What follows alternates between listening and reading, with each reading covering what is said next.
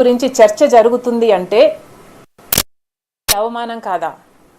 అదానీ గారు దేశం పరువు తీస్తే జగన్మోహన్ రెడ్డి గారు ఆంధ్ర రాష్ట్ర పరువు తీశారు.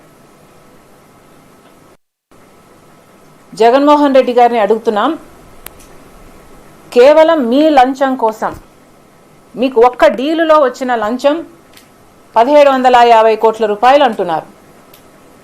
మీకు ఒక్క డీల్లో వచ్చిన లంచం 1750 కోట్ల రూపాయలు ప్రజలకు ఎంత భారంగా మారుతుందో ఒకసారైనా ఆలోచించలేకపోయారా?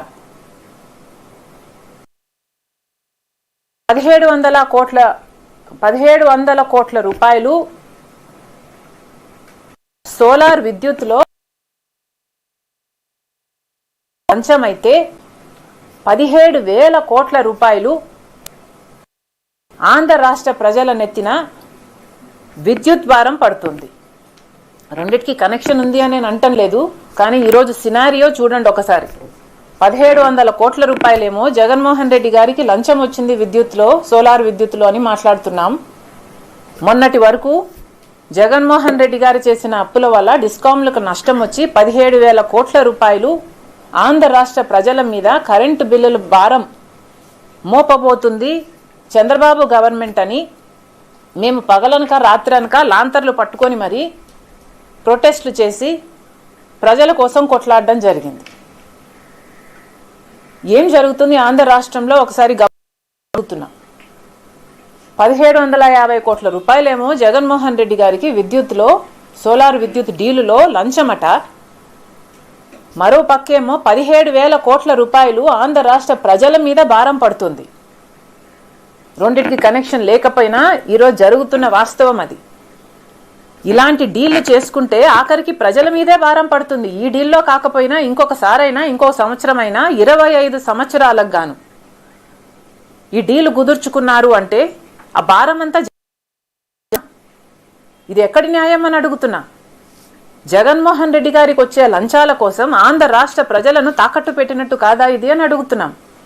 యూనిట్ ధర పక్క రాష్ట్రాలకు అదే అదానీ పవరు ₹99 అగ్రిమెంట్లు చేసుకుంటే ఆంధ్ర రాష్ట్రంలో మాత్రం ₹2.49 అగ్రిమెంట్లు చేసుకోవడానికి జగన్మోహన్ రెడ్డి గారు ఒప్పుకున్నారు అంటే కేవలం ఈయనకు లంచాలు ఇచ్చినందుకు వల్లే కదా.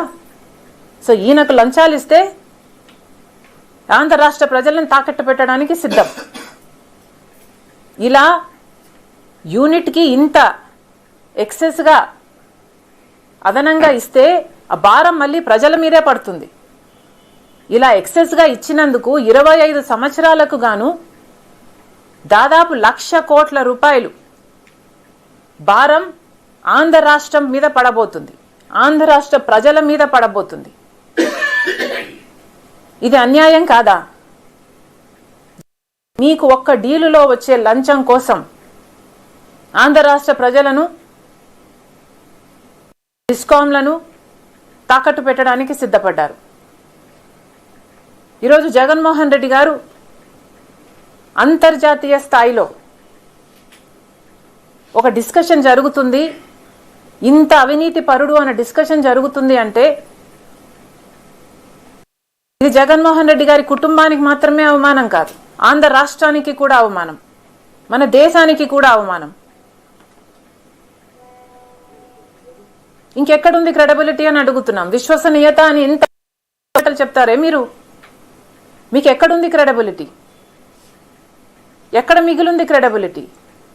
5 సంవత్సరాలు ప్రజలు బంగారు అవకాశాన్ని ఇస్తే దాన్ని అన్ని రకాలుగా దుర్వినియోగం చేశారు. ఎక్కడుంది మీకు క్రెడిబిలిటీ? 1750 కోట్ల రూపాయల కోసం ఈరోజు మీ పేరు ఒక భారతదేశంలోనే కాదు అమెరికాలో కూడా అవినీతి. ఆ 1750 కోట్ల రూపాయలకు మీ రెప్యుటేషన్ అలా తాకట్టు పెట్టడం, ఈజ్ ఇట్ వర్త్ ఇట్? ఒకసారి జగన్మోహన్ రెడ్డి గారు ఆలోచన చేసుకోవాలి.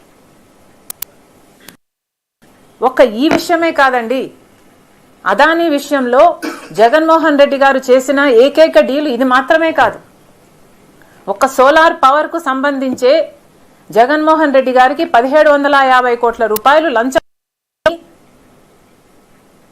అమెరికాలో బయటపడిన నిజం ఒకటైతే జగన్మోహన్ రెడ్డి గారు గతాలుగా అదే అదానీ కోసము, అదే గౌతమ్ అదానీ గారి కోసము ఎన్ని డీళ్లు చేయలేదు.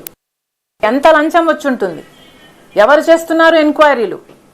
గంగవరం పోర్ట్ అయితే రాజశేఖర్ రెడ్డి గారు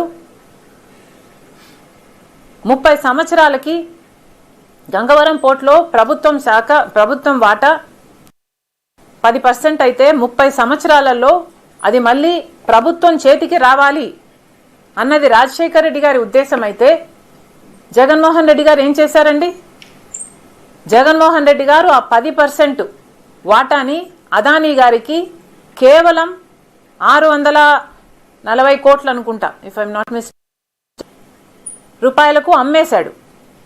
అంటే దాదాపు ఆ 10% విలువ చేసేది 9000 కోట్ల రూపాయలు. తక్కువ లేకుండా విలువ చేసే ఆ 10%ని కేవలం 640 కోట్ల రూపాయలకే రెడ్డి గారు అదానికి కట్టబెట్టేశారు. ఎంత లంచం వచ్చిందో జగన్మోహన్ రెడ్డి గారు సమాధానం చెప్పాలి. గంగవరం పోర్టులో మీకు ఎంత లంచం వచ్చింది?